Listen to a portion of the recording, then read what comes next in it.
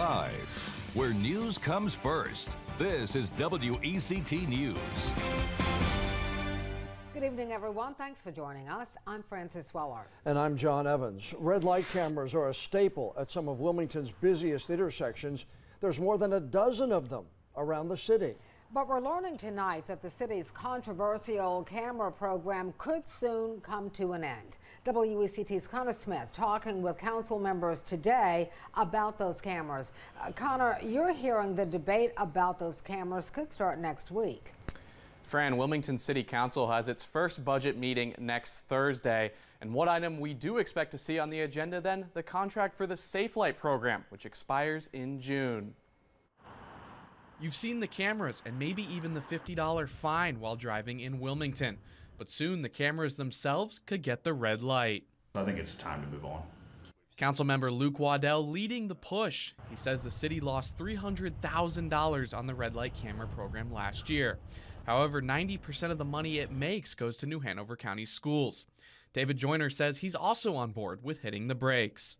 Ultimately, to me, it comes down to the question of, do these traffic cameras make us safer? And the studies that I've seen show that they don't. They don't have a statistical impact on making these intersections safer. An April analysis of the program conducted by the city revealing the cameras have no significant impact on collision numbers. And beyond the safety aspect, there's also a legal component. Joyner, an assistant district attorney, says the cameras might not even be constitutional because of due process and Sixth Amendment concerns. And so if there are questions about the constitutionality of the statute that even allows Safe Light to operate in the city of Wilmington, then that's something we have to be thoughtful about whether or not we're going to continue that relationship. Council is mulling over renewing the contract for a third party to operate the cameras. And if it's not renewed by June, the city could take over the operation of the cameras.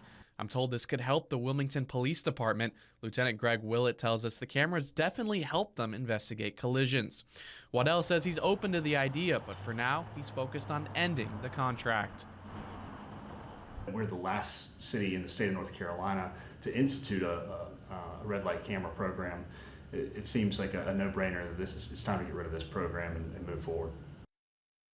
Now, we reached out to the other city council members for their thoughts. Charlie Rivenbach got back to us with a statement. It reads in part, quote, "If the program is a drain on our other budgetary responsibilities, which I don't think that it is, then we should discontinue it according to the agreed upon process in our contract agreement.